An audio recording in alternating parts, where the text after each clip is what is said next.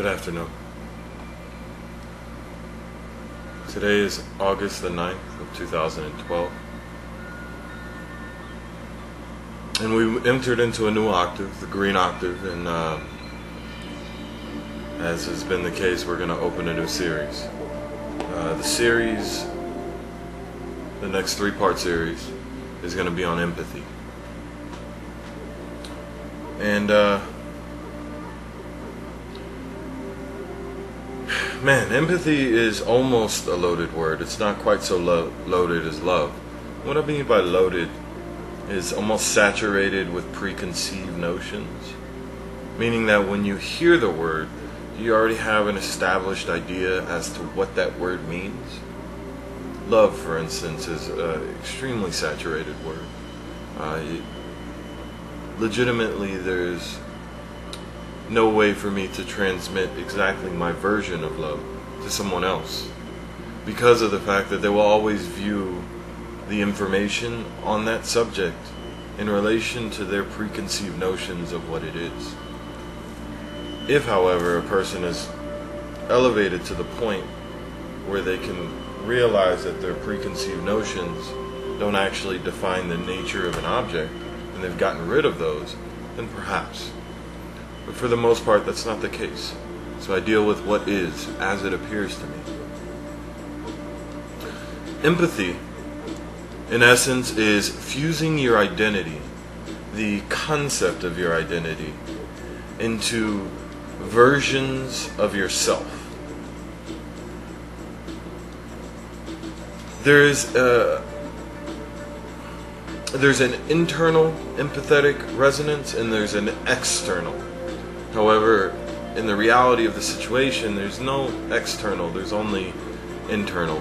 However, for the sake of third density perception, I will discuss the topic of empathy relating to the specific reality that we're in right now. What I mean by internal empathetic infusion is that you can begin to identify with versions of yourself inside.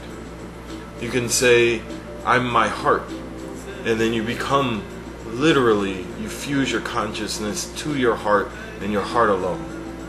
You experience the world through your heart, as your heart does, both as a physical vessel, a physical organism, and as a mental organism. Your heart does actually contain brain cells, so it does process information and interpret the interactions of the world around you. But also as a spiritual vessel, the connection aspect, the attraction, that's what the heart deals with mostly, both transmitting your attractive vibration and calling that vibration into its existence and relating to it once it's there. It's why you feel intrinsically connected to some people, and also why you feel intrinsically sort of disconnected. Not necessarily disconnected, but it's more like abrasive to other people. This is a particularly useful skill to cultivate, because what it allows is for you to align with various points of consciousness, and when you can do that, then you get to view the world from multiple perspectives within a given lifetime. Most people spend their lives in a single density perception that they are the solid form of the body, but as a whole, and they don't expand that either outwards or inwards. They view the body as a one thing when it is in fact about 500 trillion different things. They never actually spend individual time with any aspect. They just enforce their will upon the whole and sort of demand that it aligns to that will. However, when you take the humble approach and say, not breathe, but I am breath, you begin to learn the lesson that the process of breathing naturally knows. This sets up what's called a passive learning cycle. where you can begin to learn and be an active student of your life, where all of the information, all of the wisdom that is provided by the nature of your elemental complexion is at your disposal. What I mean by that is, if you haven't realized it by now, the aspects, versions of who you are come with a specific wisdom.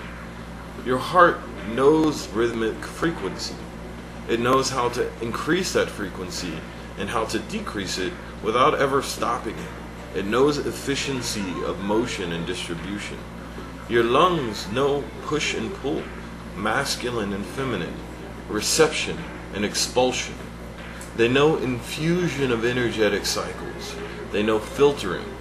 If you ever want to learn about those subjects, then you can empathetically identify with that version of who you are, that portion of yourself. And then all of the wisdom of that portion becomes yours. The adept would have realized that this applies outside of yourself as well. There's a concept in neurolinguistic programming called mirroring, where you find a person that you admire, that you want to empathetically mirror, and then you consciously mirror their physiology, their posture, their speech pattern, their walking pattern, their breathing pattern. And what happens is you find that your internal physiology harmonically resonates with their own. You begin to think as they would, speak as they would. But you begin to do it, not them speaking through you. What happens is the wisdom of that particular alignment becomes infused with your consciousness. It becomes inseparable. In essence, you empathetically identified with it. And that identification gives you access to the full measure of the wisdom in that particular alignment. You can do this with absolutely anything. With the hawk that is gliding as a concept, a physical embodiment of the wind. You can identify and infuse your consciousness with the hawk. Not saying, I'm studying what the hawk is doing, but I'm studying what I'm doing as the hawk. I'm studying what I'm doing as the wind, interplaying with the downswept wings of the hawk. The incurving, ballooning uplift from the specific incurve, the concave nature of the hawk's wing. The slight adjustments of the tail that allow for navigation without ever having to enforce your will. Not saying I'm turning left or I'm turning right, rather I'm going. I am.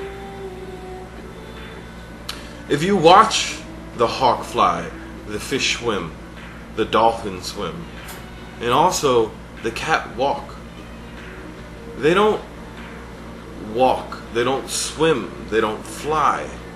They become wind and they are flown. They become water and they are swum. They become earth and they are walked. There's a certain grace and surrender in the nature of empathetic identification, because what it's surrendering is a singularity version of consciousness, the density version. By doing that, by understanding that you are not confined within your body and subtly, passively, and resonantly exploring the nature of reality around you, you activate the spirit's questing nature, and you begin to be able to do that on grander and grander scales. You begin to be able to empathetically identify with the perspectives of the earth, the whole of the earth. You're able to then see the earth as a living, conscious being that is you. And I don't mean imagine it, I mean literally be it. All of the systems of the earth. To experience all of the life that's on the surface as you do the sensations on your skin. To experience the flow and the movement of the churning internal core as you do your own pulsating heartbeat. then you will realize when you go back to the individuated vessel that you've cultivated for this life, that it is made an exact harmonic representation on the largest scale and on the smallest. That there is in fact no difference. There is no separation. There is a push and pull. There is the rhythm. There is the I, the I, the I. That's how we exist, in multi-layered, resonant vessels. That which we can identify with will determine how expansive our perspective of this individual moment is. When I'm in this moment, which is the only moment that exists, all time is here with me. Because all time in and of itself is a density vessel. It is a singularity version of your conscious embodiment. It is a point of consciousness. An aspect version of who you are. You can identify with time as a vessel, resonant version of yourself, and you will see that it operates under the same rhythmic transmission that you do, where it has its own particular wisdom, and it will lend that wisdom to you. And then you can go to the resonant frequency of being outside of time and learn from that wisdom. This brings us to the totality alignment. What empathy allows is for you to traverse and experience within a singular lifetime all of the versions of every life you have ever lived in a specific instant. Now, to most, that will seem like an overwhelming task, but that's not so, because you're not trying to individually perceive each point of consciousness. You're allowing all versions of consciousness to perceive their existence, and then you're sharing in that experience with them. You're not saying that I'm going to govern the actions of all versions of my consciousness. You're saying that I'm not going to govern consciousness. I'm going to be conscious of it. And then you expand the energetic version of who you are to the deepest aspects of your physical vessel, and then outward to the lighter and lighter and lighter and lighter density versions of yourself. And this is a practice that never ends, that is continually rewarding, continually educational. As you go to it, every time it unfolds as a flower does, and then you become that flower through that same empathetic identification, through infusing your consciousness to it and feeling yourself as you open. Every time you learn something new, you learn something new about yourself. Every time you acknowledge something you've known, you acknowledge an aspect of yourself. Because literally, there is nothing, no thing that exists that is not you.